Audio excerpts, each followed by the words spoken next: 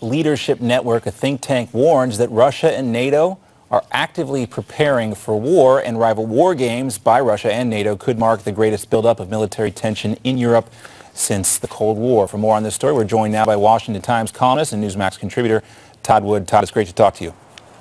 Oh, thanks for having me back, John. All right, so the Telegraph, they quote this. Well, we're quoting their story here. Russia and NATO are actively preparing for war with one another amid the greatest buildup of military tension in Europe since the end of the Cold War. Todd, the question is, this buildup here, obviously we're not at a full-blown war right now, but doesn't it make it a little bit more likely, or perhaps even a foregone conclusion, that this war is actually going to come to fruition someday? Well, I would argue differently. I would argue that the U.S. and NATO actually have no choice. Russia has been very aggressive in many different ways, and the only thing that they respect is strength. And I think NATO has no choice but to build up forces on their border. And I actually think the chances of war would be much higher if we didn't do that. You're right, there is a risk of an accident, of these tensions creating some type of military incident, but we need to manage that. And so you say the only choice is to continue in this back and forth game of we build up more on NATO countries, and then Russia then builds up more as well. Well, we've been down this road before, right? This is what Reagan did. He stood up to the Russians a while back, and it worked. And I think it will work again.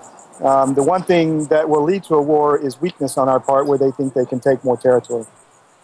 Yeah, and as we see the Russian economy falter again, that's another parallel, just like when Reagan was taking on the Russians, too. Now, I want to talk about your most recent column in the Washington Times as well. As we look at this conflict, you're asking if eastern Ukraine is about to blow. We saw heavy shelling continuing this week in Donetsk, and you say, quote, the violence is flaring as the Minsk peace process stalls, with each side looking to exploit the lull in the fighting and reinforce positions and prepare for the next phase of the conflict. What is the next phase of this conflict? Well, it's to be seen. One thing I do know is that it cannot continue as is. Russia will not allow it to just to become a stalemate where they keep pumping money into East Ukraine.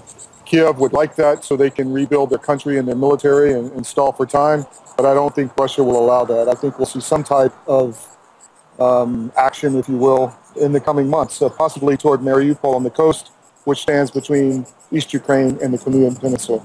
Do you think a full kind of annexation of eastern Ukraine and those other areas? I don't think it'll be a full Russian annexation. I think they would love to have a land bridge down through territory controlled by the separatists to the Crimean Peninsula. Right now they can only supply it via plane or via boat, and it's very expensive. And I think that would be a very nice feather in Putin's cap if he could have a highway down to Crimea.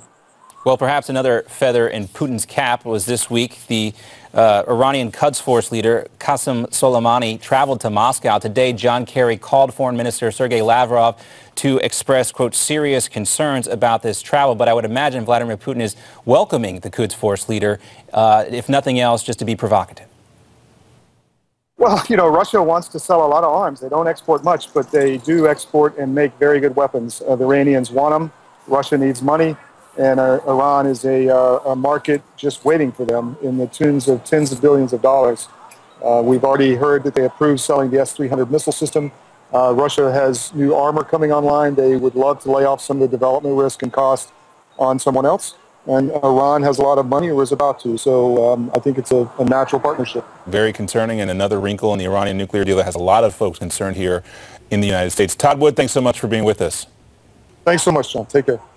All right, well, it's been used to track terrorists overseas, and now it's being used to track criminals right here at home. But does it violate your privacy? See where federal facial recognition technology could show up next. And Colorado may have some company soon when it comes to places where you can enjoy a legal Rocky Mountain high. Which state is moving to make pot legal? That's next.